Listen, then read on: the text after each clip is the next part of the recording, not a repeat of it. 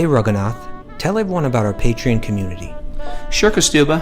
The Wisdom of the Sages Patreon community is an incredible online yoga resource. If you like the type of yoga wisdom and culture we share on the show, then our Patreon community is a great next step.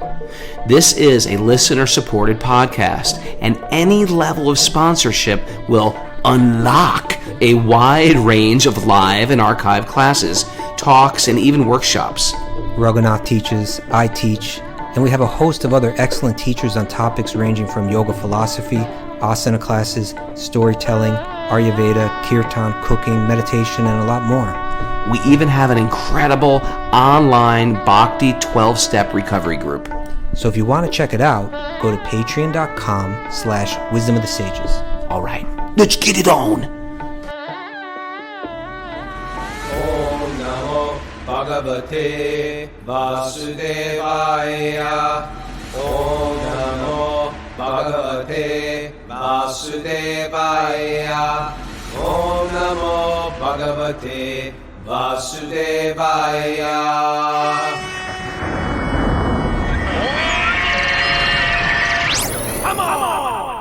Live from Super Soul Farm, this is Wisdom of the Sages, a daily yoga podcast with your host, Raghunath, and co-host and senior educator at the Bhakti Center in New York, Kaustubha Das. Welcome to the show, and welcome to episode number, drumroll, Mara. What's the 326. 326 as we wind this year down. And guess what? We are in the very beginning of chapter, second canto, chapter 10. Mm-hmm. We're only on text 3. We're gonna see if we can just try to finish this chapter up before the new year. What do you say? Because if we finish the chapter, we finish the canto. Finish the chapter, finish the canto. Enter a new canto in the new year. What do you think about that, Kaustubha? I think you're eating sugar again or something. No sugar, man. All right. No sugar. You got a lot of Thanks to my energy. Makeover Monday crew, because it's Makeover Monday today. Oh yeah, that's right. Yeah. I've been running every day. Really? My Makeover Monday, I'm just living a Makeover Monday every day. I'm feeling inspired. I've decided to backpack the Grand Canyon this year. I'm putting that out there for the Grand Canyon. I'm going to take even my 6-year-old. All right. I've done it 3 times. It was actually the first date I ever went on with my wife. Wow. It was great. What do you think about that? Good to know. I appreciate that. I'm just getting my makeover. information. You know what I'm trying to do is I'm trying to make over my entire year for 2021 Okay. in advance. And it's going to include a lot of backpacking. All right. Why? You know what? There's something. I mean, first of all, the Grand Canyon's spectacular, mind-blowing. I've never been there. You got to go. Everyone has to go to the Grand Canyon. Once you go, you're like, why haven't I gone here before? It's the most breathtaking thing you could ever imagine. And you just feel like, I'm tiny. The universe is massive. Look at God's creation. Look at the stars. Look, my body's, it's the most exhausting thing because you're hiking down a hill. Usually you hike up a mountain, then the next day you're like, okay, we're going down. This is straight down to get to the bottom, and you're like, I am so exhausted. And then you need a whole entire other set of muscles to get out of that canyon. And the thing is, you're so deep down that when you finally think, if I could only get to the top, you finally get there and you realize, wait a second, there's a whole nother canyon I got to climb. And you're like, because you're going sort of, it goes in sort of like a Layers. step. Yeah, and you can't see the bottom from the top. You can't see the top from the bottom. So you always appears like you're almost at the top. And then there's But more. the last 4 miles, it is like the most torturous thing. So you're fully exhausted by the time you get to the top. But I'm inspired. Sounds great. Me and Paramananda did it when we were 18 years old. Nice. Hey, you got to go do it again. Revisit it. Yeah. Together. I did it fasting once with my wife on my first date. First date with my wife, fasting down the Grand Canyon. Right. Sucking on a pebble. Keep some saliva in your mouth. Okay. What do you say? I asked why, but you haven't told me why. You described what it's like. I said why. Why do you want to do that? What's the value? It's in that exhaustion. You hit something in yourself. Okay. You know, it's like people who run marathons or in your exhaustion. And what to speak of the humbling. I was Well, trying to what do you explain, hit? What do man. you find? What do you discover? Well, first of all, that deep connection with nature Okay. is humbling. Like you see God in all of it. Okay. Live from the Grand Canyon. That's what it's going to be like. All right. Okay. You ready? We got a lot of verses to read today. We're going to finish this All right, well, chapter. I want to hear some of your yearly things, man. My yearly things? What do Yeah, I you want mean? you to think about it. I want you to think about it. You got to play this game too. What game? What are you talking about? What you The want me to? Makeover Monday, Makeover 2021 game. Oh, I thought you'd like to do it weekly, not yearly. We do like it weekly, but now I'm thinking in the big way. Yearly as In the well. big way. You want me to do something for Let's the put year? some markers down. Well, if you're inspired. You know what I want to do for this year? What? I really want to work on this book. You know, I want to. You know, it's like it always gets sidelined, but to me that's my canyon. That's your canyon? Okay. That's my canyon. Yeah. Let's get it done. All right. Put it on the list. All right. Right. Yeah. Today, and everyone writes their Makeover Monday on the board today, think of some things you'd like to also put up some yearly goals you'd like to do in 2021. And it might even be, let's have an income again. That could be part of it. Let's make a living. Okay. Let's dive in. So let's start with our secretive mantras. Narayanam namaskritya naram chaiva narotamam devim saraswatim vyasam tato jayamudiraye. Before reciting the Srimad-Bhagavatam, which is our very means of conquest, one should offer respectful obeisances to the Supreme Lord Narayan, unto Narayan Rishi, the supermost human being, unto Mother Saraswati, the goddess of learning, and to Srila Vyasadeva, the author. Nasta prayeshva badreshu nityam bhagavat sevaya bhagavati uttamashloke bhaktir bhavati naishtaki. By regular attendance in classes in the Bhagavatam and by rendering service to the pure devotee, all that is troublesome to the heart is almost completely destroyed, and loving service to the personality of Godhead, who is praised with transcendental songs, is established as an irrevocable fact. Om Jnana Tamarandasya Jnananjana Shalakaya Chakshurun Midatam Nena Tasmai Shri Gurave Namaha. On a side note, it was a fun interview with Ram Roy yesterday. It was. Yeah. It was. Okay. You know, it's always beautiful to hear people glorify other people. It's a very powerful thing. And so we were steeped in appreciation of Ayendra Prabhu, the Kirtan master.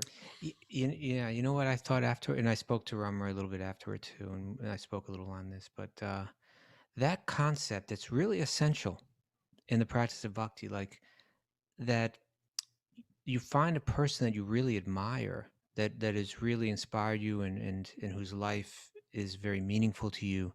Yeah. And you seek that association out and you make that person really important in your life. And you know, that's how bhakti is. It goes from the heart of one person to another. Now, Ram Roy, he was, you know, obviously one very important figure in his life was Ayendra Prabhu. But now if you go with Ayendra Prabhu, you know, he had people like that in his life, like, for instance, Vishnu John Swami, right? Yeah. So you see how it goes from one person to the next to the next. And in any special devotee, any really dynamic, beautiful, deep devotee that you meet, they're going to have someone like that in their life, you know? Sure. People that have touched their heart. It's sort of like a transcendental virus where you're just like giving to some people you're approaching, you're putting someone in your in on your radar, like this person, and you're holding that person dear to you, and that person gives that to you. They give bhakti to you. Yeah. And then you don't even realize it, but you're doing it to other people.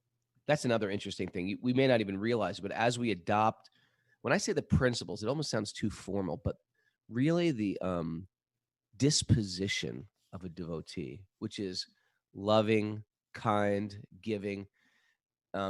As you become that, you don't even realize it, but you're giving it to other people as well. Because you're living it, you're giving it, right? You're living it, you're giving it.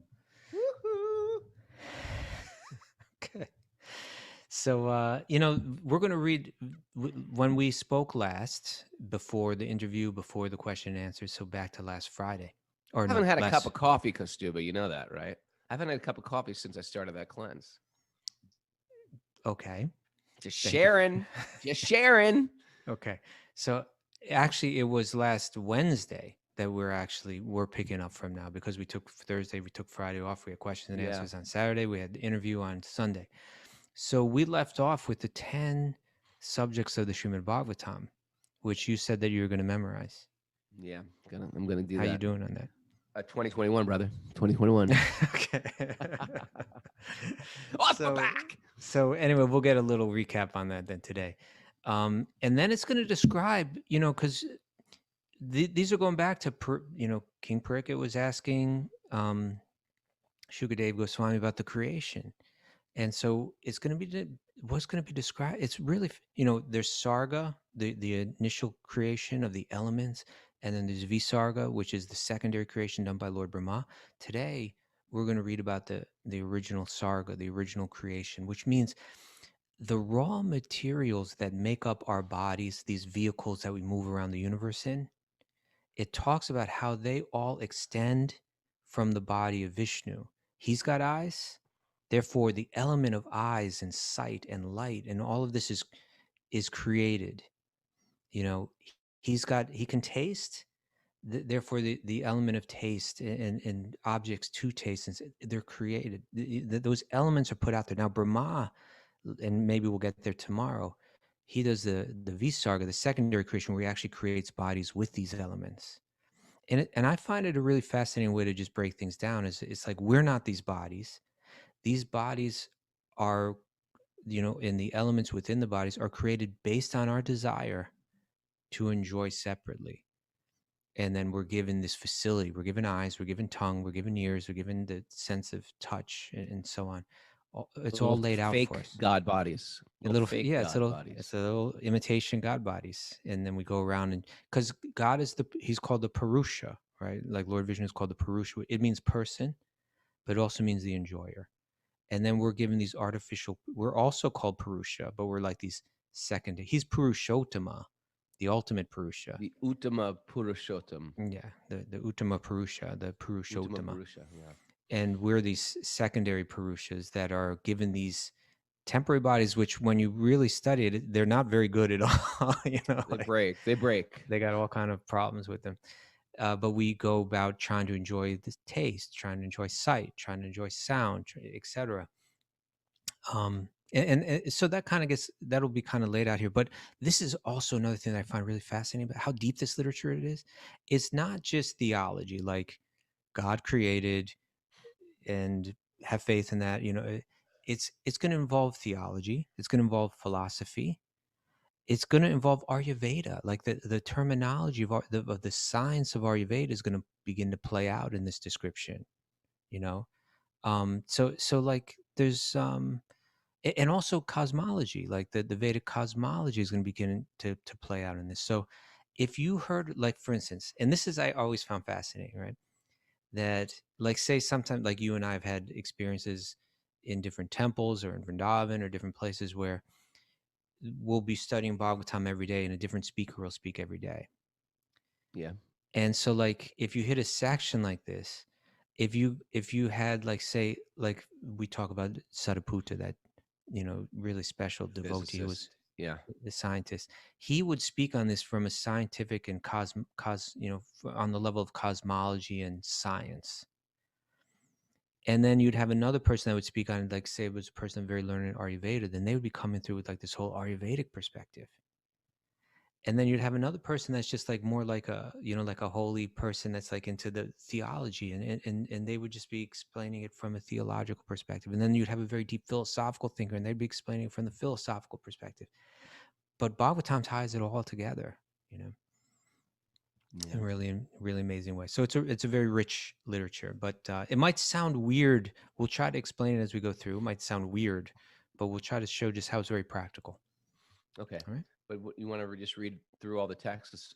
Well, yeah, let's just start reading. We're going to get, I think, text 3 through, I don't know, there's a bunch of verses that are going to kind of recap what we did with those 10 topics of the Bhagavatam. So why don't we read those first?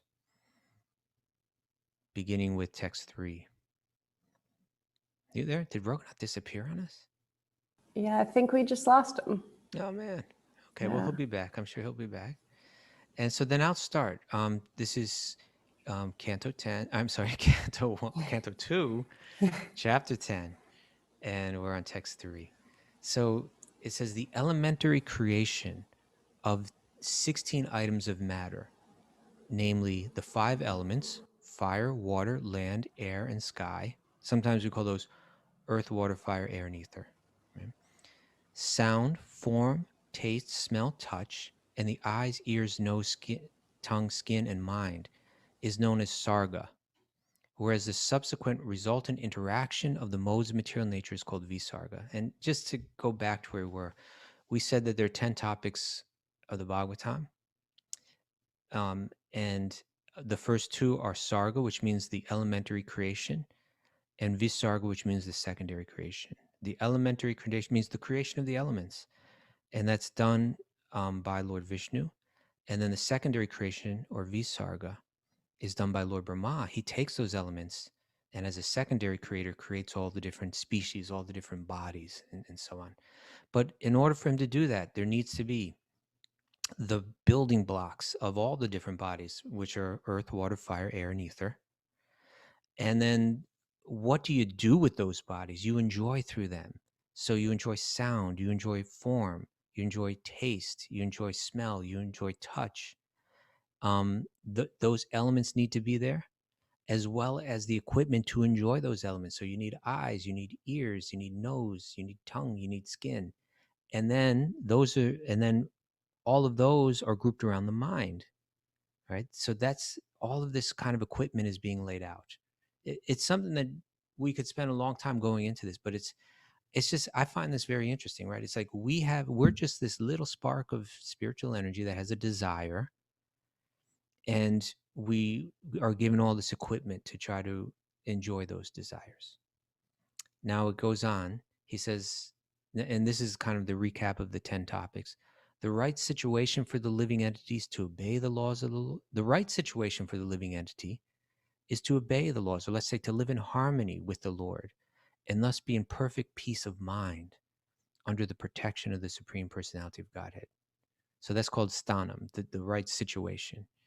And the manus and their laws are meant to give the right direction to life. So Manvantara was another one of the topics of the Bhagavatam. The impetus for activity, uti, is the desire for fruitive work. I'm not going to go into all this because if anyone's interested in this, go check out last Wednesday's talk. The science of God, I believe that was called Ish Anu Kata, describes the incarnations of the personality of Godhead and his different activities together with the activities of his great devotees.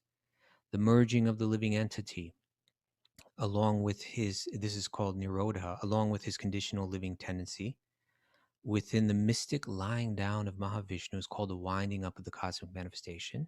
Liberation, or mukti, is the permanent situation of the form of the living entity after he gives up the changeable, gross, and subtle material bodies. We're going to hear about how those bodies are created in the next coming verses. Ultimately, we can become liberated from that. We can become free from these not so great bodies and operate in our original spiritual form. And then it says the Supreme One, who is celebrated as the Supreme Being or the Supreme Soul, is the Supreme Source of the cosmic manifestation, as well as its reservoir and its winding up. Thus, he is the Supreme Fountainhead, the Absolute Truth. So that was called Ashraya. We read about these 10 topics. We read how the 10th Ashraya, or the Supreme Person, the shelter of all, that all the other information is really meant for us to isolate him and connect with him, understand him. Okay. Now, let's continue. And I'm sorry if I kind of went through that quick, but again, last Wednesday's class goes into that in more detail. Now it says here, text 8. The individual person possessing different instruments of senses is called the Adhyatmic person, and the individual controlling deity of the senses is called Adhidaivik. The embodiment seen on the eyeballs is called the adibautic person. And I know this sounds complicated. I'm going to try to make it simple. What it's saying is that in this creation, there's three different elements. You can break it down into three different elements. There's the individual person. That's us, the soul. We're called the adiatmic person. And then there's the controlling deity of the senses. Like I have my senses. I have my eyes. I have my ears. I'm the person that enjoys through them.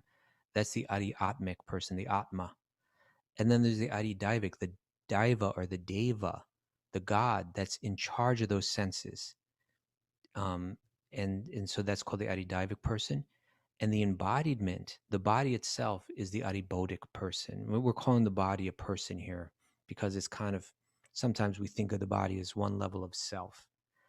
So it's saying within creation, there's going to be the soul that's enjoying through the body, the senses of the body. And then there's a deva or a god that's responsible for what's enjoyed through the senses. Like, for instance, I have eyes. I'm the adiatmic person that has eyes, and I use them to see. But in order to see, there needs to be light. So there has to be, say, the sun, which is the source of light within this universe. And there's the adidaivic controlling deity of the sun. And without that person taking that responsibility, I don't have light.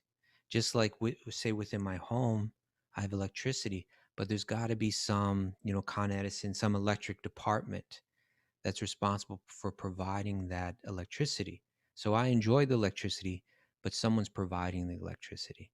And so the devas are providing. There's a deva that's going to be responsible for light. There's going to be another deva that's responsible for, like, for instance, within the earth comes the aroma. So they're the goddess of the earth, and so on. Each one will have their responsibility. And then, of course, there's the body itself. Now, text 9 says, all three of the above-mentioned stages of different living entities are interdependent. In the absence of one, another is not understood. But the Supreme Being, who sees every one of them as the shelter of the shelter, is independent of all. And therefore, he is the supreme shelter. Right?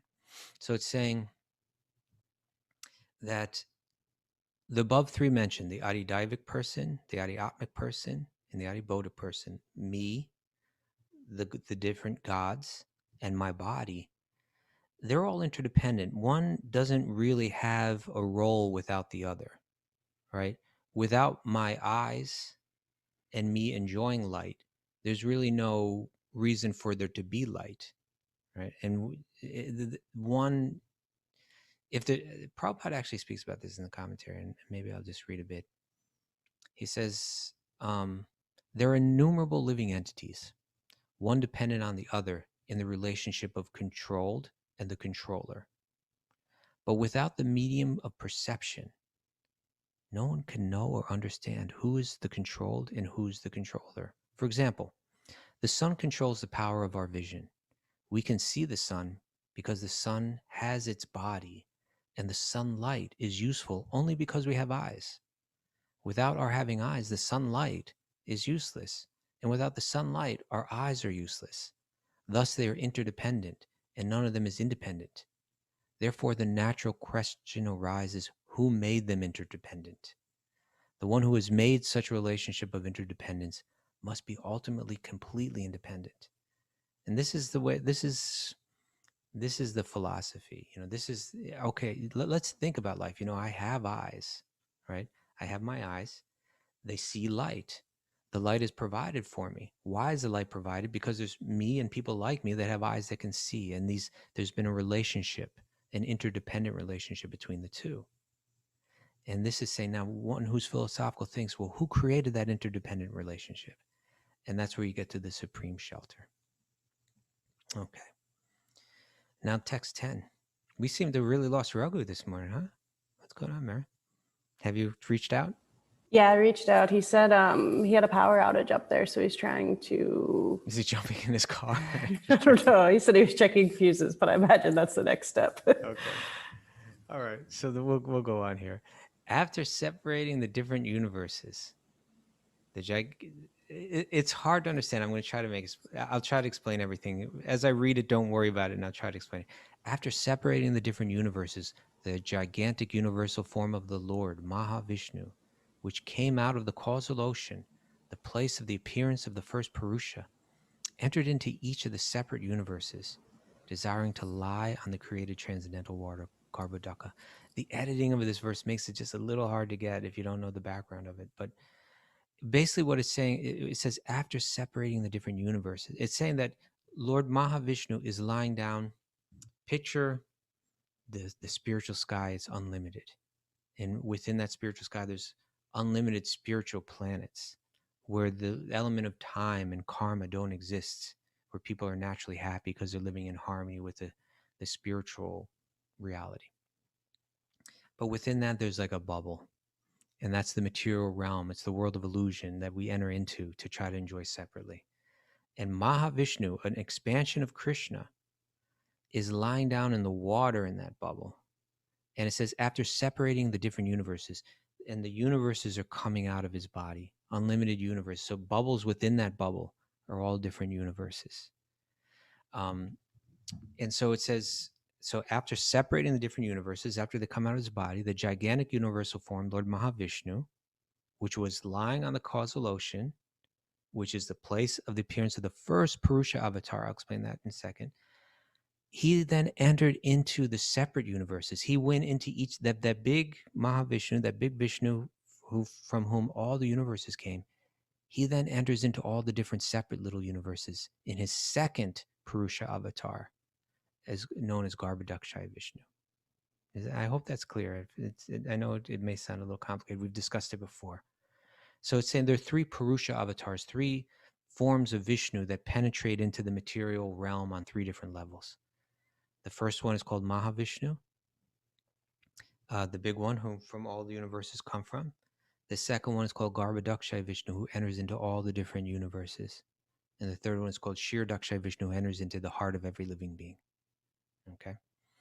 So now it says that Supreme Person is not impersonal and therefore is distinctively a Nara, or a person.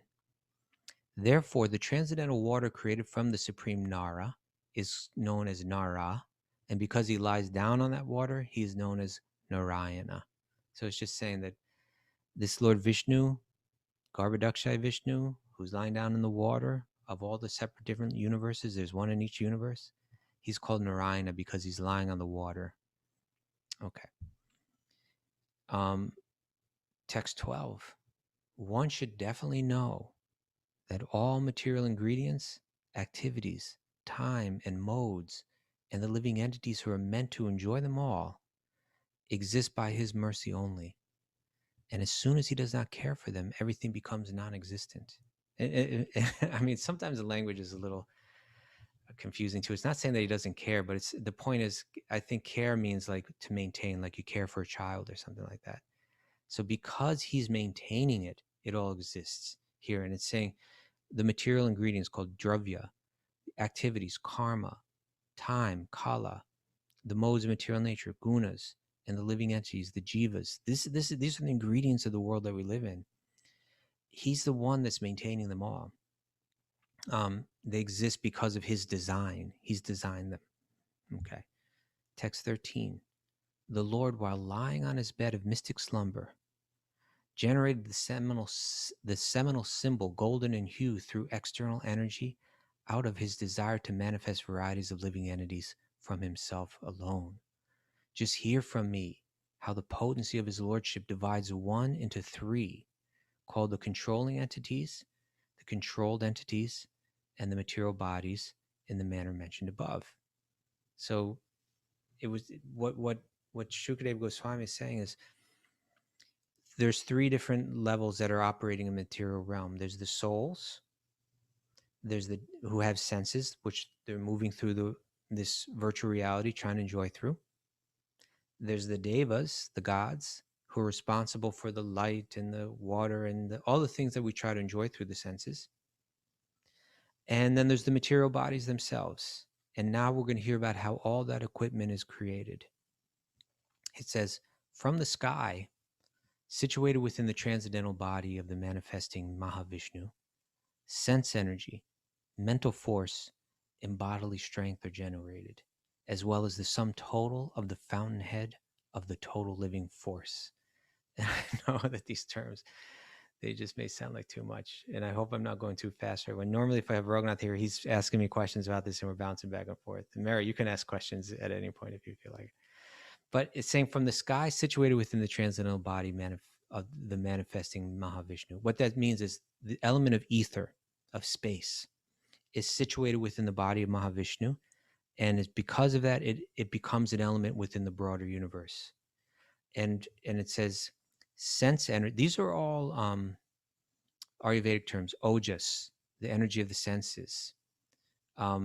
Mental force, which is here called saha. Balam, bodily strength. They're all generated from the sum total of the fountainhead of the living force. As the followers of a king followed their lord, similarly, when the total energy is in motion, all other living entities move. And when the total energy stops endeavoring, all other living entities stop sensual activities. What that's saying is, and this is the very far out creation story that's given in the Bhagavatam and other places in the Vedic literature. It's saying that Lord Vishnu, again, is lying there as Mahavishnu. With his breath, universes are coming out. And then on the inhale, they come back in. And then what for all of us is an incredibly long period of time, they lie there within the body of Vishnu, dormant. And then again on his exhale, they come out again. So it's saying as the followers of a king follow their lord, similarly, when the total energy is in motion on the exhale, when everything's out, then all other living entities move. And when the total energy stops endeavoring, when it comes back in, then all living entities stop their sensual activities. They're lying dormant within the body. So there are these cycles of action and then rest, action and rest that are going across these super cosmic scale of time. All right.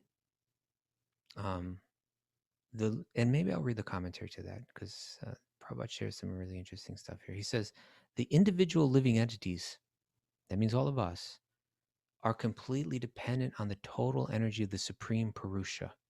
It's only because Vishnu is manifesting all this are we experiencing what we do. No one has independent existence, just as no electric lamp has independent effulgence. Right? There's no lamp that's just lighting itself. Its energy is coming from another source. So he says, each and every electrical instrument depends fully on the total powerhouse. The total powerhouse depends on the reservoir of water generating electricity. Water depends on the clouds. The clouds depend on the sun. The sun depends on creation. And the creation depends on the movement of the Supreme Personality of Godhead. Thus, the Supreme Personality of Godhead is the cause of all causes. Sarva Karna Karnam. You understand that? So it's saying it always goes back. And it's saying that as yogis, we should be conscious of this. We should be thoughtful of this. Our tendency is just to move through the world, just trying to enjoy it crudely.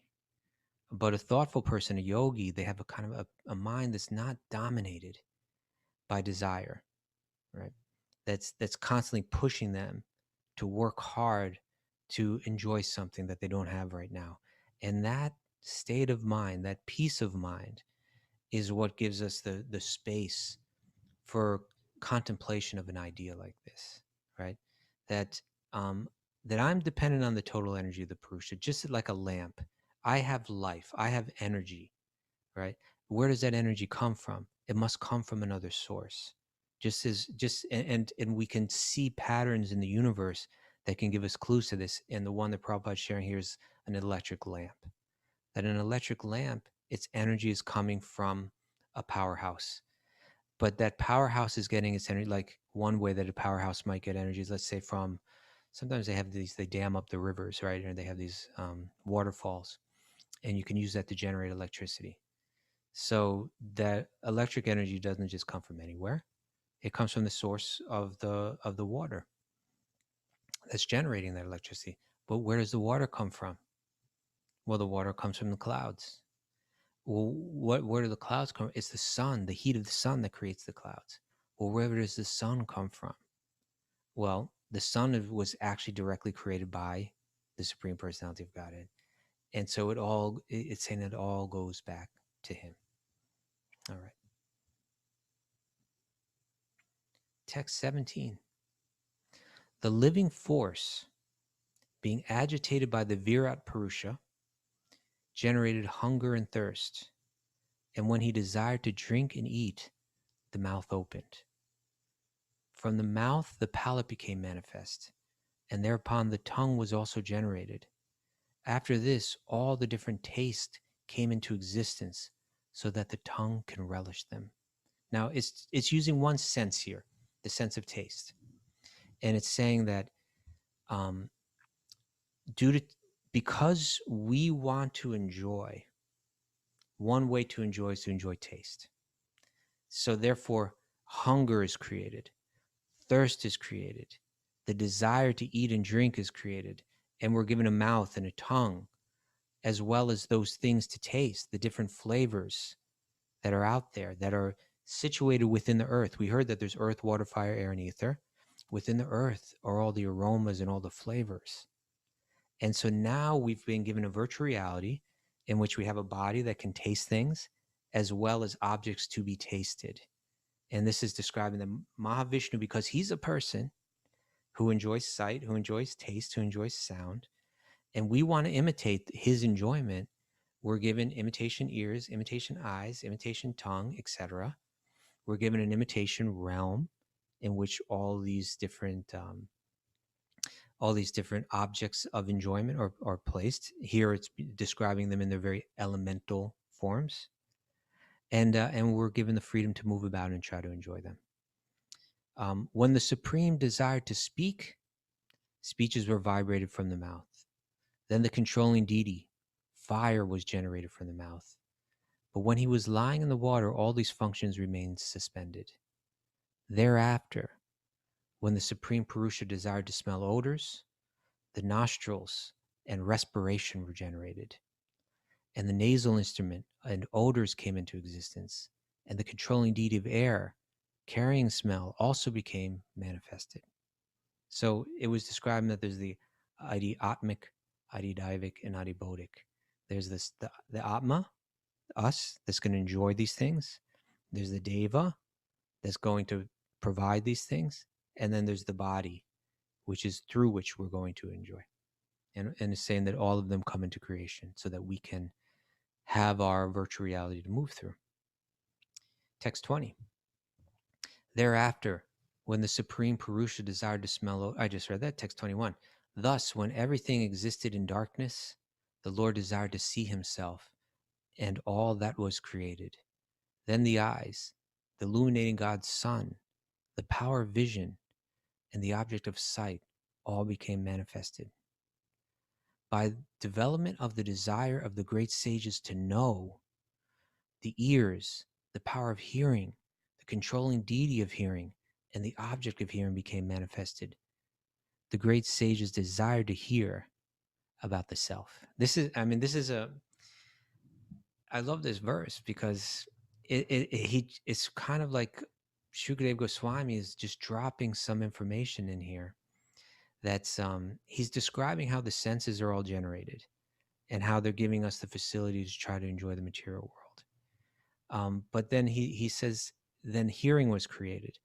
Because the great sages desired to know. And what do the great sages hear about? They hear about the self, right? So it's almost like a side note, but it's such an important topic, is that what is hearing meant for? What is it really meant for? We can use our hearing to try to enjoy pleasant sounds that satisfy how the mind's been materially programmed. But a wiser person, a sage, they want to hear about the self. Because when we hear about the nature of the soul or the self, it breaks us free of this illusion that's being described here.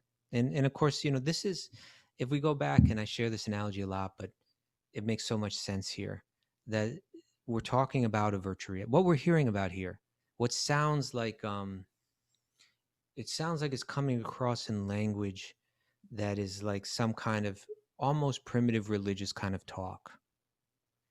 But what's really being described, and again, I said like a scientist, would describe this in one way, an Ayurvedic doctor would describe it another way. There's a lot of rich information here that's consistent with so much more that's going to be coming out in the Bhagavatam. But what's being described is that a virtual reality is being created, wherein eyes are being created, ears are being created, as well as things to hear, and things to smell and things to taste, all in a virtual realm. It's created according in such a way that we can enter into it and try to enjoy our desires. But there's always a controller beyond it. Here, there's a secondary controller. It's like there's a programmer of the virtual reality.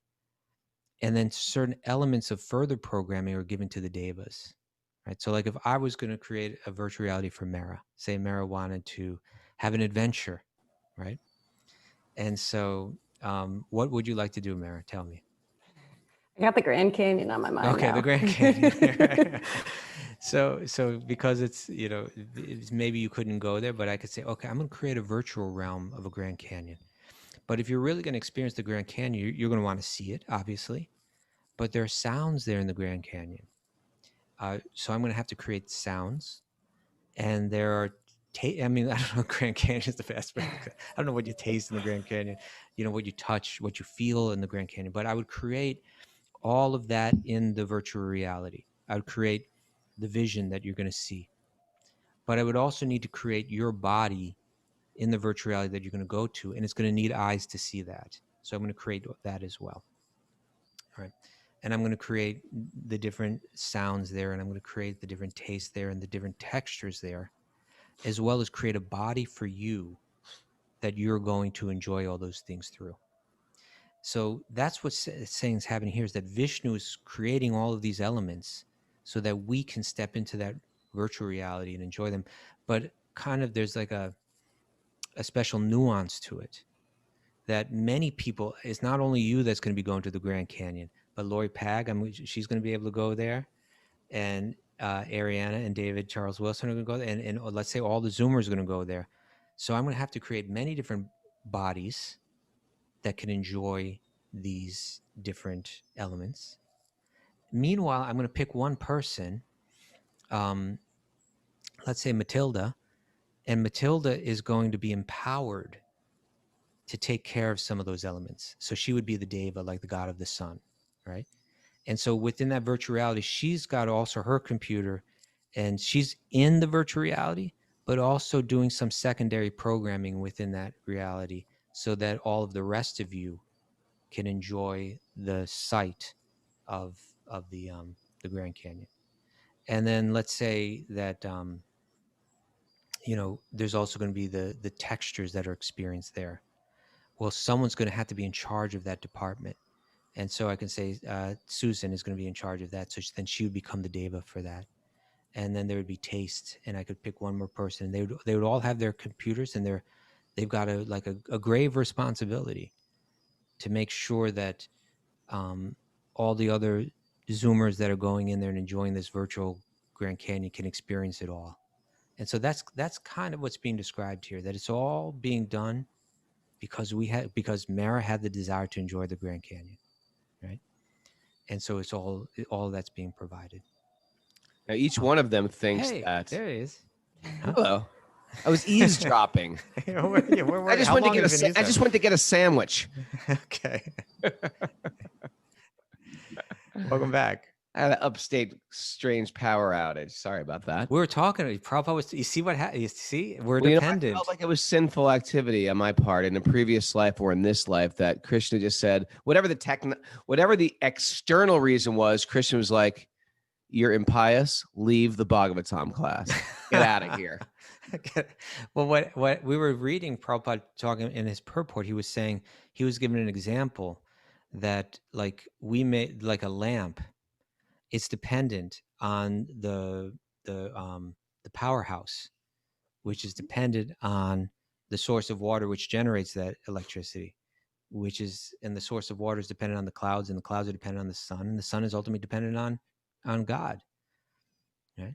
And we just see how easily it can all break down in a moment. So we're all dependent, right? We're all dependent. So again, it also shows how Krishna, not really Krishna, due to our behavior, at any moment you can be removed from the circle of devotees. At any moment, you due to some like offense, you could just be kicked. And next thing you know, you're like isolated from devotees. No, you know what it was? What was happening? We were the ones feeling isolated, Raghunath. we were feeling. See how devotees think, isn't that beautiful? It was to create a mood of separation. I was running around this house. Where is Krishna? Where is Krishna? We were like, where is Raghu? So we're on text. Anyway, I got to hear your beautiful analogy. Did you hear did you finish up to 35? No, not yet. We're at about 21 or so. And the interesting thing about that analogy is, but everybody in that video game thinks the video game is about themselves. Right. That's the difference. You know, right. They're in their own type of private illusion. Idaho. Their own private Idaho. And then every now and then they get a glimpse that, oh, maybe I'm part of something bigger. Right. But it's hard. Or even that maybe there's a reality beyond this virtual reality. There's something true beyond all of this that we can ultimately break through and experience. Okay. So maybe I should just keep reading because I know where we are and everything like that. All righty. Text 21 said, thus when everything existed in darkness, the Lord desired to see himself and all that was created. Then the eyes, the illuminating God, the sun, the power of vision, and the object of sight all became manifest. So that was all programmed in. By development of desire of the great sages, we read this, because they desired to know the power of hearing, the controlling deity of hearing, and the objects of hearing became manifested. The great sages desired to hear about the self. Okay, what's next? When there was a desire to perceive the physical characteristics of matter, such as softness, hardness, warmth, cold, lightness, and heaviness, the background of sensation, the skin, the pores, the hairs on the body, and the controlling deities, the trees, were generated. So the trees are the controlling deities of the experience, the tactile sense, apparently. I think not ordinary trees, but some really powerful universal trees. Yeah. Within and outside the skin is a covering of air through which sense perception became prominent. Thereafter, when the Supreme Person desired to perform varieties of work. Okay, so we just heard about the 5 senses that we normally talk about: sight, smell, taste, touch, and hearing. Now we're going to hear about the Vedic teachings speak about 5 other senses. Those were called the knowledge acquiring senses. They bring in information. And then there are the senses of action. And now we're going to hear about how the senses of action are created. So thereafter, when the Supreme Person desired to perform varieties of work, the 2 hands and their controlling strength, and Indra, the demigod in heaven, became manifested, as also the acts dependent on both the hands and the demigod. So apparently Indra is responsible for that tactile sense of, like the hands, the ability to grip and so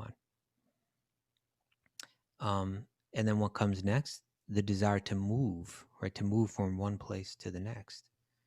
So thereupon, because of his desiring to control movement, his legs became manifested. And from the legs, the controlling deity named Vishnu was generated. By his personal supervision of this act, all varieties of human beings are busily engaged in dutiful occupational sacrifice. So then the next one is movement.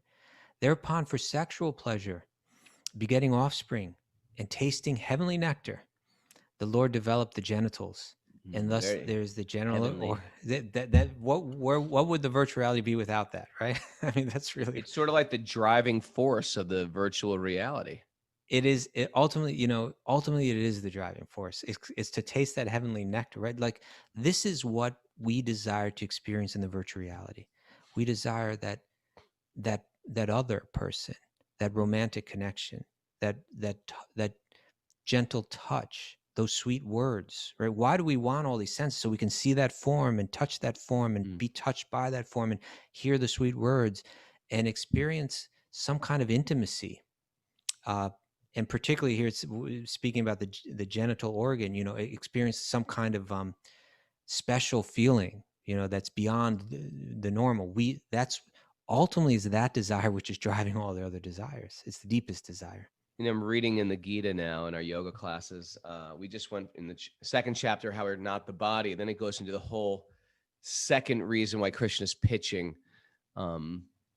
Krishna starts pitching like, people of small knowledge are worshiping the Vedas and studying the Vedas to just even refine their sensual pleasures.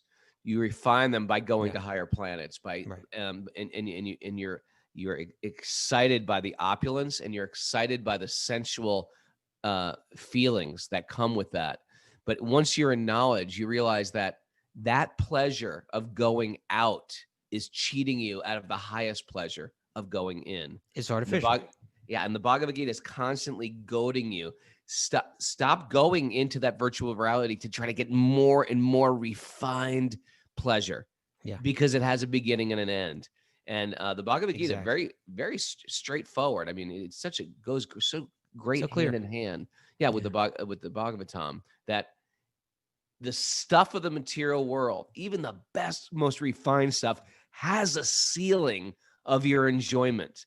And some of us have already realized it. We've got stuff. We've had great sensual pleasures. We've eaten the finest food, been to the finest hotels, been to the best beaches, whatever. Some of us have been there already, and we realize, all right, big deal. It's not out there. It's in here. You don't have to go anywhere except inside. That's the power of this, all this stuff. Yeah, I love how, just like you're saying, just like in video games, which are basically virtual realities, they have different levels. And you win the video game. Big deal. Yeah, but I'm just saying you climb through different levels. Like you break through, and then a whole new thing opens up. And when that opens up, how do you feel? Like, oh yeah, I made it. I made it to the next level. Right? But then you just there's want a pleasure. The next level. Yeah. And there's a next level, and it never ends, and it's more refined, but it still matter. And so that's what, so there's sexual pleasure here, and then there's sexual pleasure on higher planets. Oh, it's way much beyond. better. It's so much better because sexual pleasure here has all kind of problems. Yeah. There's all kind of emotional issues. There's pregnancy. There's disease. There's the amount of time that it lasts. Yeah. There's there's so many shortcomings. There's so many shortcomings. However long it may last, and so many strings attached. But on the higher planets, forget it. It starts to open and then when you up. get to that planet and master it there's higher planets, and it just gets more and more refined. Like we can't even imagine the refinement of a heavenly planet. Yeah. But I was going to say, but again, the message there in the Gita is saying, ultimately, even when you get there, although there may be a thrill for some time, it wears away. And we see that, like, say, even on this planet, where, like, say, someone like, let's say if I were famous, then, well, wow, that would open up the world to so much more sexual enjoyment. There'd be so many people interested in me. And whereas it's like even hard to connect with an attractive partner now, if I was famous, then it's like wherever I go, opportunities are there for me. But then when people actually get that, right. When people actually get, they experience some thrill for a while. But we can see, because we're not God, we can't handle it. And we actually suffer. And then that depression sets in even deeper. Yeah. And ultimately, you don't feel good from degrading the consciousness. Yeah. Nobody feels good. So therefore, as you were mentioning, the Gita is saying, if you want to try to enjoy that, I'll provide it for you. I'll create the bodies, I'll create the senses, I'll create the object, the senses, I'll create the secondary programmers, the devas, who will provide everything that you need to enjoy in this realm. And then wander and go ahead and try to enjoy it. You can, you're free to do that. Good luck. But you're going to find ultimately that it's not, that is not fully satisfying. Therefore, if you hear, I'm also going to provide for you all the information that you need to know how to get back out, right? And that means that with that, you'll have the power to control the mind. And when the mind can be controlled, you'll have the power to go within and tap into your own nature, which is truly blissful. And that's called yoga. Can't get no satisfaction. Mary, you got the lyrics to that? I I'll can't pull 'em get no. Pull them up. They could be. They could be deep. I mean, here's Mick Jagger. The guy's got everything he wants. Anything he wants, probably at the, you know, he can't get satisfaction. Bono still can't find what he's looking for. They've said it all. What more? You think you're going to be Bono, then you're going to be happy? He hasn't found what he's looking for. Still. Mick Jagger can't get satisfaction. What do you got, Mara? Anything? All right. Yep. So let's see. I can't get Driving no in my satisfaction. car. Yep. When I'm driving in my car, the man come on the radio. He's telling me more and more about some useless information. Supposed to fire my imagination. fire my imagination. Okay, I can relate to that. It's your world, Monday.